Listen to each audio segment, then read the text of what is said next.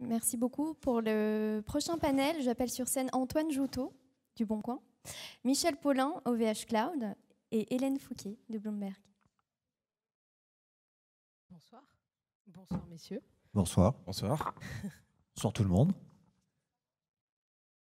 Tous ces visages masqués, c'est assez étonnant vu de l'autre côté.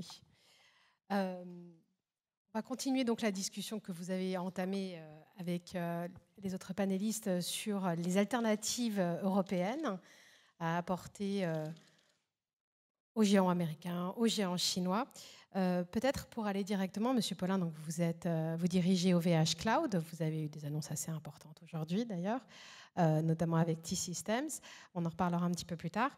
Peut-être, je voudrais commencer par le commentaire qu'avait fait le président de la République, Emmanuel Macron, hier, qui disait que la bataille du cloud était perdue.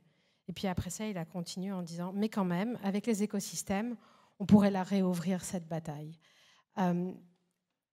Cela semble malgré tout quand même assez compliqué. Il y a plusieurs raisons. Et notamment, quand on a parlé un petit peu avant cette séance, vous avez parlé tous les deux des problèmes d'équité que font face les entreprises telles que les vôtres par rapport aux entreprises américaines et peut-être un jour chinoises.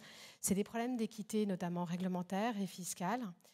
Demain, Madame von der Leyen va faire son discours. Ce sera un discours assez important qui pourra peut-être donner éventuellement le ton sur ce qu'on peut attendre de l'Europe pour essayer de renforcer les règles d'équité.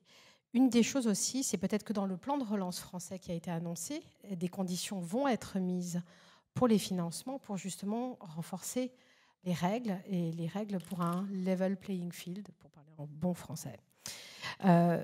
Concrètement, qu'est-ce que, selon vous, il devrait y avoir comme règles imposées, coercitives ou pas coercitives, justement pour pouvoir créer ces règles d'équité, pour que les alternatives puissent émerger? Alors, je vais peut-être juste commencer par un commentaire sur une bataille perdue. Non, nous considérons que la bataille n'est pas perdue. Et d'ailleurs, dans son discours, il disait qu'il n'y avait pas de fatalité. Donc, au même moment où on disait qu'il n'y avait pas de fatalité, on disait qu'il y avait une bataille perdue. Et donc, l'important, c'est la guerre. Et il y a beaucoup de batailles qui sont perdues, mais les guerres ne sont pas perdues. Donc, nous défendons, nous, OVH Cloud, mais je pense que nous ne sommes pas les seuls, et vous êtes tous des acteurs actifs de cet écosystème, pour dire qu'aujourd'hui, il y a des batailles qui semblent battues, dans lesquelles on a une forme de défaitisme et parfois un petit peu tendance à regarder toujours vers l'ouest et vers la Californie, comme quoi c'est beaucoup mieux. Mais non, il n'y a pas de fatalité. L'écosystème européen aujourd'hui est un écosystème qui est extrêmement actif, extrêmement dynamique. Les valorisations sont en train de monter. Les talents européens sont aujourd'hui recherchés par l'ensemble de tous les acteurs mondiaux. Les grands centres de recherche IA sont aussi en Europe. Il y a des acteurs aujourd'hui qui défendent les valeurs européennes, parce que je pense qu'à un moment, il faudra parler d'éthique. On en a déjà parlé un peu dans ces sujets-là. Et puis, il y a des acteurs qui essayent aussi de créer cet écosystème. On parlera peut-être de T-Systems. En revanche, et c'était intéressant ce qu'a dit la personne de Cdiscount, oui, je pense qu'il faut qu'il y ait une équité des règles européennes, mais aussi mondiales. Et je pense qu'aujourd'hui, la RGPD, on doit être fier de la RGPD. Parce que qu'est-ce que c'est que la RGPD? C'est un moyen de protéger les données de personnes. C'est un moyen de faire en sorte, comme vous l'avez dit, que les nouvelles générations qui vont avoir un digital aujourd'hui, qui va être leur vie, et il n'y aura pas de mur entre eux, soient protégées. Et donc il me semble indispensable que la RGPD apparaisse comme une valeur. Mais aujourd'hui, il faut savoir que c'est une minorité dans le monde.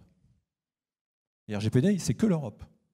Et ce qui est absolument peut-être choquant, c'est que les règles du RGPD sont imposées aux acteurs français, sont imposées aux acteurs européens, mais pas aux autres. Alors que ça devrait être une valeur comme pour l'écologie. Pourquoi aujourd'hui ces règles ne sont pas les mêmes pour tous les autres? Pourquoi aujourd'hui Cdiscount doit avoir des règles qui font qu'il faut plusieurs clics pour pouvoir approuver et que les autres ne l'ont pas? Donc oui, je pense qu'il y a des équités fiscales, des équités réglementaires qui doivent aujourd'hui, et je pense que l'Europe a un rôle à jouer, pour donner l'équité. On ne demande pas, nous au OVH Cloud, on n'a jamais demandé de subvention, on n'a jamais reçu une subvention de l'État. On n'en demande pas. Et la bataille qui a été perdue sur le cloud, c'est parce qu'on a voulu créer des systèmes complètement compliqués, subventionnés, qui ne correspondaient pas à l'économie. Les fameux projets Andromède, avec CloudWatt et avec Numergy, qui ont capoté. C'est ça qui a été perdu. Mais au OVH Cloud, nous ne demandons aujourd'hui pas de subvention. Nous demandons des règles qui font qu'aujourd'hui, des acteurs comme tous ceux qui sont dans la salle puissent compétitifs et donner le choix aux clients. Parce que le risque de fond qu'il y a, c'est qu'il n'y ait pas de choix. Ce soit une hégémonie. Que oui, le search, c'est 90% un acteur. Pourquoi? Dans quelle industrie aujourd'hui, qui devrait être une industrie d'innovation, qui génère autant de profits, il y a des acteurs qui ont autant de positions dominantes? Et je pense que l'Europe a un rôle à jouer éthique, stratégique et bien sûr économique. Les régulateurs alors, excusez-moi, je vais utiliser le mot privacy parce que j'écris que en anglais et donc je ne me souviens pas comment on dit, comme la CNIL. Et là, vous avez probablement vu la CNIL irlandaise ont ouvert une enquête, notamment dans Facebook, pour voir toutes les données qui vont vers les États-Unis. Est-ce que pour vous, entreprise, alors je sais qu'au OVH, vous êtes assez précautionneux, notamment à cause du Cloud Act, mais pour vous, par exemple, au Bon Coin, Monsieur Jotto, est-ce que cette bataille qui est faite sur le transfert des données vers les États-Unis, est-ce que pour vous, c'est quelque chose qui est encourageant et est-ce que vous-même transférez des données vers les États-Unis? Je ne connais pas d'acteurs numériques qui ne transfèrent pas des données vers les États-Unis. Parce que la plupart des acteurs numériques dans cette salle, vous travaillez tous avec des acteurs américains qui le font pour vous. Ça, vous n'avez pas le choix, ou vous l'avez, mais vous n'avez pas le choix quand même. Donc, en tout cas pas sciemment, mais en tout cas clairement, les acteurs qui sont nos partenaires américains que nous aimons par ailleurs le font. Et ils ne vous demandent pas vraiment votre avis. Moi, j'ai une réaction par rapport à la CNIL irlandaise. Je trouve ça super ce qu'ils font. Et pour une fois, ce n'est pas la CNIL française qui est tête de pont sur le sujet, mais je suis un tout petit peu inquiet sur l'élément qui est le plus important. Ce n'est pas l'argent, c'est le temps. Parce que c'est le time to market, le sujet. Et je ne sais pas combien de temps va durer l'enquête de la CNIL irlandaise, mais ça va durer des années, une décennie peut-être, avant qu'il y ait peut-être une sanction. Or, sur ces marchés-là, tous les acteurs numériques savent que les prises de parts de marché sont rapides. Et qu'une fois que les acteurs sont installés, ils paieront des amendes. Time to market, ça s'applique à... Ça s'applique à tout, mais... à toutes les demandes qu'on fait pour l'équité en Europe, en fait. Oui, mais ces acteurs-là sont des acteurs extrêmement puissants, avec des moyens illimités, juridiques, financiers. Et donc les sanctions, elles arriveront, mais tardivement. Et entre le moment où la CNIL a posé, ou la CNIL irlandaise a posé ces problématiques, et le moment où il y aura une décision de sanction, ils auront augmenté leur part de marché. Donc je trouve que c'est bien, mais je pense qu'il faut leur donner les moyens de légiférer et d'agir rapidement. Et rapidement, dans l'ère numérique, c'est des mois, pas des années, pas 5 ans, pas 10 ans. Donc ça me semble être un timing délirant. Est-ce que vous pensez qu'il peut y avoir une force d'inertie des entreprises européennes, quelles qu'elles soient, qui travaillent avec des partenaires américains, d'imposer par elles-mêmes des règles de non-transfert de données comme condition de signature de contrat? Est-ce que vous pensez que, par exemple, c'est une des formes c'est pas impossible de le faire, mais je pense que vous avez tous lu les contrats qu'on vous présente et vous avez toujours essayé de joindre, je pense, les juristes qui avaient rédigé ces contrats. Et vous avez, j'imagine, aussi demandé des modifications de clauses et vous avez eu des fins de non-recevoir, quoi. Gentiment en disant ça serait bien que tu l'apprennes comme ça. Donc, moi, je suis assez pessimiste là-dessus, mais c'est en train d'un peu de changer, notamment sur l'hébergement. Il y a des mouvements sur le sujet, mais il y a beaucoup d'éducation à faire. Non, moi, je pense que le sujet, c'est nous, ce qu'on demande, je pense, c'est pas d'avoir un traitement favorisé, c'est un traitement équitable. C'est très différent. Donc nous, on veut bien jouer, mais on veut jouer avec les mêmes règles du jeu. Aujourd'hui, les règles du jeu, elles sont déséquilibrées. On n'a pas tous les atouts dans la manche. Donc, je pense que c'est ça le sujet. Et un des principes coercitifs, c'est le bras fiscal, c'est l'action fiscale. Donc c'est ce qu'a essayé de faire, par exemple, le gouvernement avec la taxe sur les services numériques, qui, j'avoue, m'a plutôt enchanté il y a quelques années, parce que j'étais plutôt un pourvoyeur de cette taxe et un supporter, mais... Et puis évidemment, dans ces cas-là, quand on grossit, parfois on est éligible à ce genre de sujet, mais je pense que c'est quand même la bonne voie. La bonne voie, c'est quand même d'essayer d'équilibrer les jeux. Voilà. Mais quand on voit la réaction des États-Unis et les menaces qu'ils ont proférées rapidement pour essayer d'empêcher la propagation de ces taxes, on voit bien quand même que le jeu mondial va être chahuté. Mais il faut tenir bon. Il faut tenir bon et il faut imposer ces règles fiscales à tous et de manière stricte. Et m'épargnez-moi. Ça serait une bonne chose au passage. Je voudrais juste rebondir sur le sujet des données encore, parce que je pense que moi je pense qu'il y a aujourd'hui 3 niveaux de valeur des données. D'abord, il y a une valeur économique. On voit bien qu'aujourd'hui, ces GAFAM en particulier ont fait une fortune sur l'utilisation de données d'ailleurs personnelles et ont été capables de le monétiser. Et il faut le reconnaître avec beaucoup de talent, parce que les produits sont extrêmement sexy et extrêmement faciles à utiliser. Mais ce qu'on se rend compte aujourd'hui, et j'ai envie de dire le rapport de tout maintenant, les politiques et économiques, c'est que ça a aussi une valeur éthique et c'est une valeur stratégique. Et je vais juste expliciter ces 2 sujets. La valeur éthique, c'est quand même que aujourd'hui, ces données sont très intrusives sur les vies personnelles. Les données de santé, par exemple, on a parlé un petit peu du Health Data Hub, sont aujourd'hui des données qui affectent énormément la vie personnelle au plus intime. Et donc, je pense qu'il est important que les politiques, les États, aient un cadre juridique clair pour que ce qui est fait de ces données soit transparent. Quand la CNIL découvre que certaines données partent à l'étranger, ne sont pas hébergées dans des pays qui ont des juridictions qui sont des juridictions qui ont les mêmes garanties que l'Europe, je pense que c'est un problème. Donc déjà, le minimum qu'on devrait avoir, c'est d'avoir une capacité, d'avoir une transparence.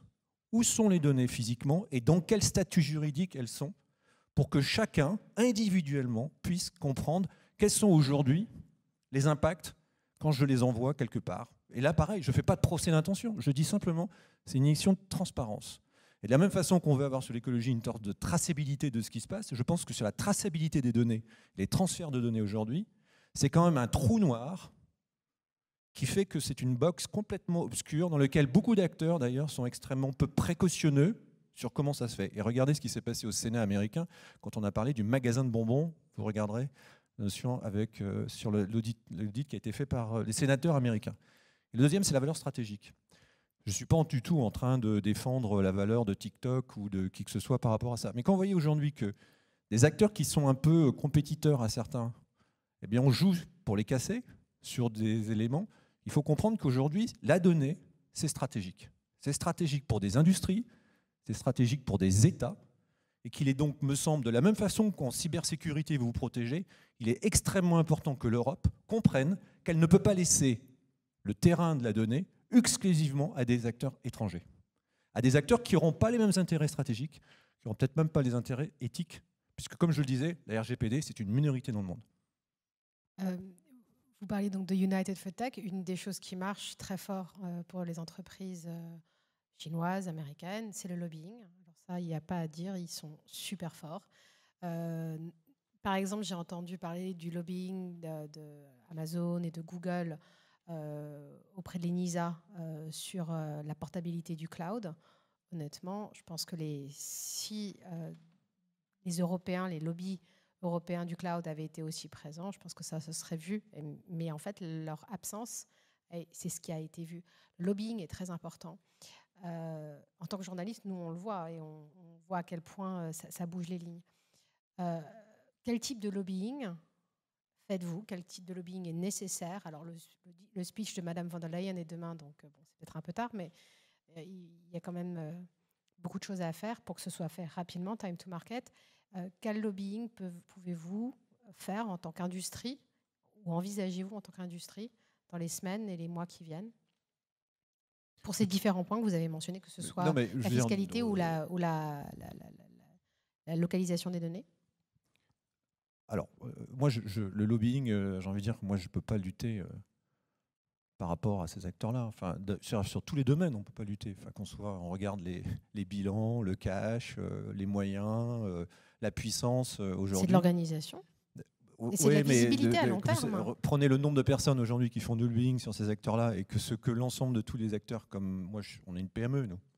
Donc je ne crois pas aujourd'hui que ce soit exclusivement des questions de lobbying et des questions. Je pense que d'abord, il faut interpeller les politiques sur les vrais débats. Parce que je pense, et j'ai envie de dire que le débat commence à apparaître. C'est-à-dire que quand vous regardez aujourd'hui Thierry Breton, ce qui se passe en Allemagne, nous avons signé un accord avec tes systèmes sur le problème de la souveraineté des données, mais aussi des débats qui ont au Danemark, en Suède, sur l'utilisation des données, comment dire, de santé, sur l'utilisation des données aussi de paiement.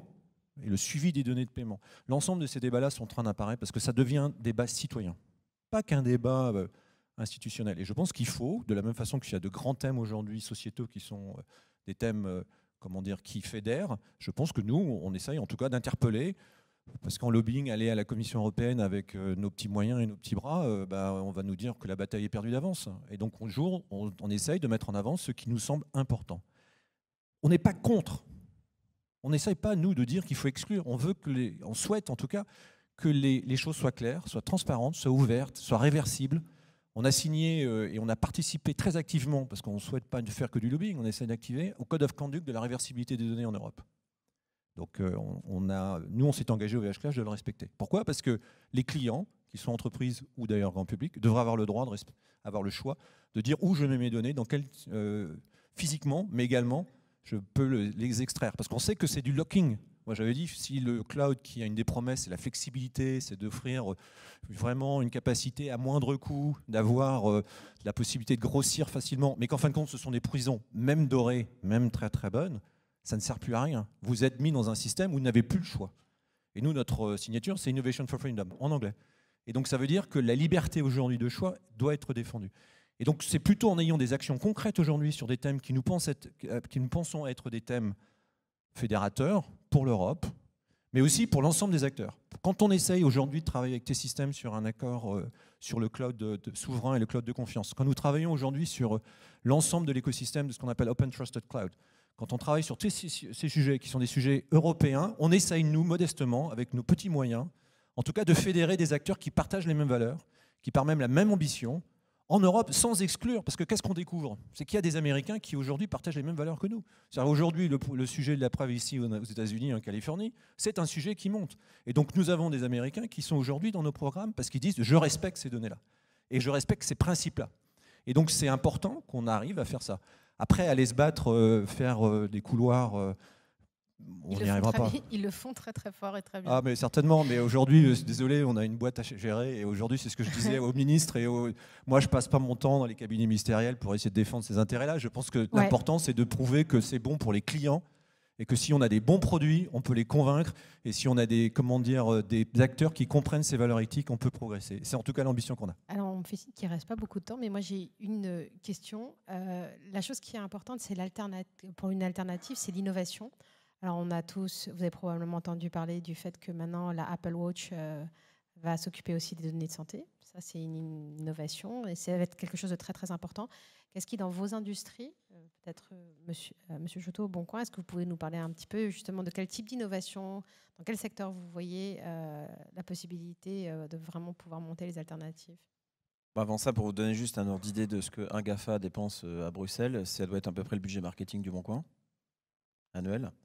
Donc, vous voyez, je pense que c'est en termes de moyens pour une entreprise comme OVH ou comme le Boncoin, c'est inaccessible d'être présent en centrale avec ces moyens-là. Juste pour vous parler d'innovation et de...